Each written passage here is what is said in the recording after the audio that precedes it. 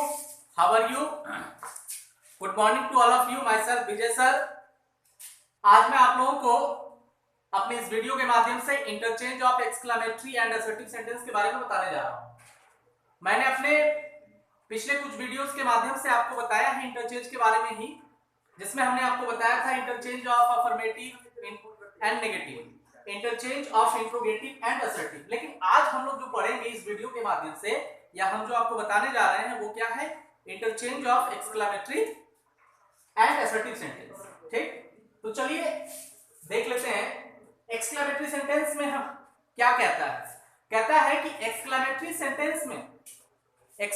Sentence में how, what, of, alas, hurrah and Bravo जैसे शब्दों का या शब्द समूहों का प्रयोग रहता है।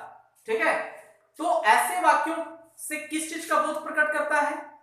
देखिए, ऐसे वाक्यों से आश्चर्य, सुख, दुख, क्रोध का बोध होता है और ऐसे वाक्यों को हम असर्टिव सेंटेंस में बदल सकते हैं। जैसे आप देखेंगे कि what a lovely site it is, what a lovely site it is, ये क्या है?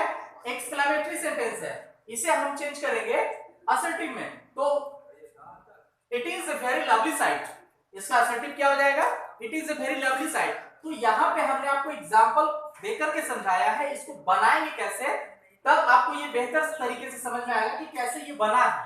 ठीक, तो आइए चलिए चर्चा करते हैं कि कुछ सेंटेंस का जो प्रारंभ होता है वो किससे होता है?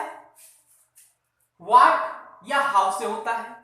एक्सक्लेमेटरी सेंटेंस में कुछ सेंटेंस का जो प्रारंभ होगा, शुरुआत, वो किससे होता है? व्हाट या हाउ से।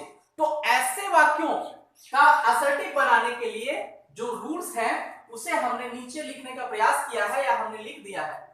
कह रहा है कि कुछ सेंटेंस का जो प्रारंभ होता है वो व्हाट या हाउ से होता है। तो ऐसे वाक्यों का असर्टिव बनाने के लिए निम्नलिखित नियमों का प्रयोग किया जाता है।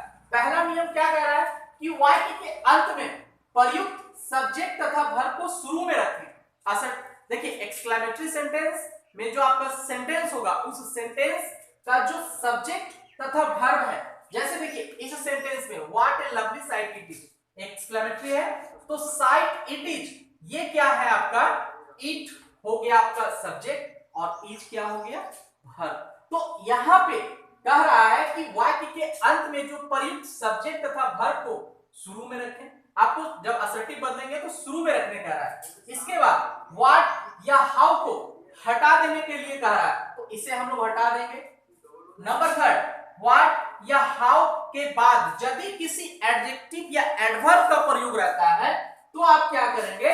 उस एडजेक्टिव या एडवर्ब के पहले व्हाट या हाउ के बदले क्या कहा, इसको ध्यान से सुनिएगा।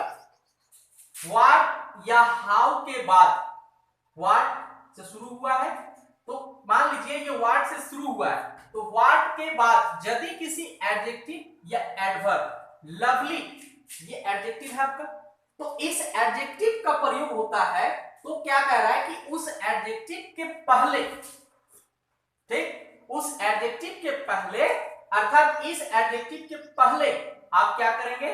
व्हाट या हाउ के बदले वेरी का प्रयोग किया जाए। समझ में आई बात? इसके बाद नंबर 4, यदि व्हाट के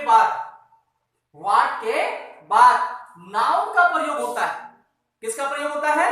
नाउन का, तो उस नाउन के पहले आवश्यकता अनुसार आप lovely, fine, great, strange, wonderful इन सारे एडजेक्टिव्स में से किसी एक का प्रयोग कर सकते हैं। तो देखिए इसी को देख लेते हैं कि what a lovely site it is. तो इसको बनाने के लिए क्या कह रहा है? सबसे पहले कह रहा है कि वाक्य के अंत में प्रयुक्त सब्जेक्ट तथा वर्ब को शुरू में रखें, तो ये हमारा सब्जेक्ट है, इट इज को रख दिए पहले। इसके बाद दूसरा रूल क्या कहता है कि व्हाट या हाउ को हटा दिया जाता है। ये व्हाट है, इसमें हटा दिया है, तो इट इज, इसके बाद देखिए व्हाट हट गया। फिर नंबर 3 क्या कह रहा है कि व्हाट या हाउ के बाद यदि एडजेक्टिव है, तो एडजेक्टिव कौन है? लवली है, तो उसके पहले क्या करने कह रहा है? वेरी का, तो इट इज ए वेरी, ठीक है, ए वेरी लवली साइट, ये हो गया आपका। चलिए एक उदाहरण हम आपको बताते हैं।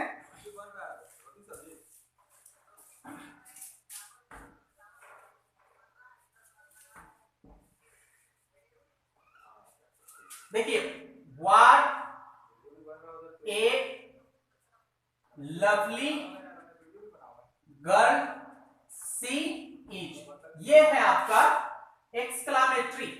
ठीक है, ये क्या है? एक्सक्लामेटरी सेंटेंस है। एग्जाम्पल में